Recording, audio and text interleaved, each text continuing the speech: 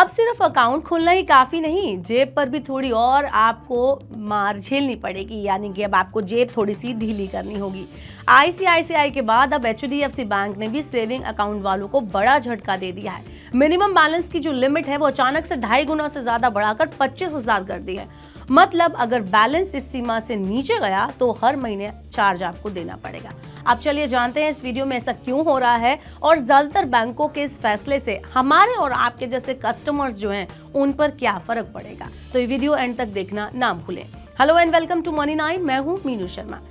ICICI bank के बाद अब देश का एक और बड़ा प्राइवेट बैंक एचडीएफसी बैंक है, जिसने सेविंग अकाउंट के मिनिमम बैलेंस की लिमिट को बढ़ा दिया है। पहले जहां सेविंग अकाउंट में सिर्फ 10,000 रुपए रखने जरूरी होते थे, अब ये बढ़ाकर 25,000 रुपए कर दिए गए हैं। अगर खाते में ये रकम नहीं होगी तो बैंक हर महीने चार्ज आपसे वसूलेगा। लेकिन ध्यान दें, ये नया नियम सिर्फ उन ग्राहकों पर लागू होगा जिन्होंने 1 अगस्त 2025 के बाद नया सेविंग अकाउंट खोला है। बहरहाल अगर आप पुराने कस्टमर हैं तो कोई बात नहीं, पुराने कस्टमरों के लिए फिलहाल कोई बदलाव नहीं है। लेकिन बहुत से ऐसे कस्टमर हैं जो इन बैंक से जुड़ते हैं और हर महीने जुड़ते ही रहते हैं। ऐसे कस्टमर्स का क्या होगा, आखिर उनको ये सजा क्यों मिल रही है? बात करें मेट्रो और शहरी इलाकों के ग्राहकों पर सबसे ज्यादा असर पड़ेगा, उसकी बात करें तो एचडीएफसी बैंक ने जो बदलाव किया है उसका सबसे ज्यादा असर मेट्रो और शहरी इलाकों में रहने वाले कस्टमर्स पर पड़ेगा। अब इन इलाकों में सेविंग अकाउंट रखने वाले लोगों को हर टाइम खाते में कम से कम 25,000 रुपए रखना मैंडेटरी होगा। अगर बैलेंस इस सीमा से कम होता है तो बैंक हर महीने पेनल्टी आप पर लगा देगा। पहले इन एरियाज में मिनिमम बैलेंस 10,000 रुपए था, जिसे अब 2.5 गुना से भी ज्यादा बढ़ा दिया गया है। अब बैंक क्या कहता है इस बारे में? तो बैंक का ये कहना है कि बढ़ती बैंकिंग लागत और ऑपरेशनल कॉस्ट को देखते हुए ये कदम उठाया गया है। लेकिन जो भी है, इसका जो भी असर पड़ रहा है वो तो आम जनता पर ही पड़ रहा है, क्योंकि वो 25,000 का अमाउंट निकाल ही नहीं पाएंगे। अपने बैंक में उनको मिनिमम 25,000 रुपए डालकर रखने हैं और एक साधारण जो आदमी है उसके लिए 25,000 की रकम काफी होती है।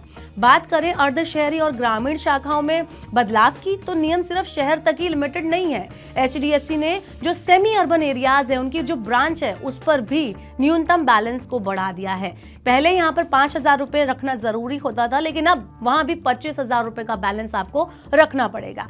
ग्रामीण ब्रांचेस के लिए भी बदलाव हुआ है। पहले गाँव में 5,000 रुपए होते थे, अब ये बढ़ाकर 10,000 रुपए कर दिए, यानी कि हर तरफ से हर शहर, गांव, कूचे, कस्बों में ये जो है लिमिट बढ़ा दी गई है। अब आगे बढ़ते हैं, बताते हैं कि किन खातों पर असर नहीं होगा। तो सैलरी अकाउंट और बीएसबीडीए यानी कि basic saving bank deposit account पर इसका फर्क नहीं पड़ेगा। इन खातों में जीरो बैलेंस की फैसिलिटी चलती रहेगी, यानी इसमें न्यूनतम बैलेंस रखने की कोई भी आपको जरूरत नहीं है। बात करें अगर आईसीआईसीआई बैंक की इस लिमिट की, तो ये पहले भी ये लिमिट बढ़ा चुका है। एचडीएफसी बैंक से पहले आईसीआईसीआई बैंक भी अपने कस्टमर्स के लिए बड़ा बदलाव कर चुका है। अब आईसीआईसीआई ने नया सेविंग अकाउंट खोलने वालों को 50,000 का मिनिमम बैलेंस रखने का नियम बताया है, जबकि पहले ये 10,000 रुपए था। ये बदलाव भी 1 अगस्त 2025 से लागू हुआ है और पुराने ग्राहकों को फिलहाल इससे छूट मिली है, यानी कि जो नए ग्राहक है उनको ये बैलेंस मेंटेन करना होगा।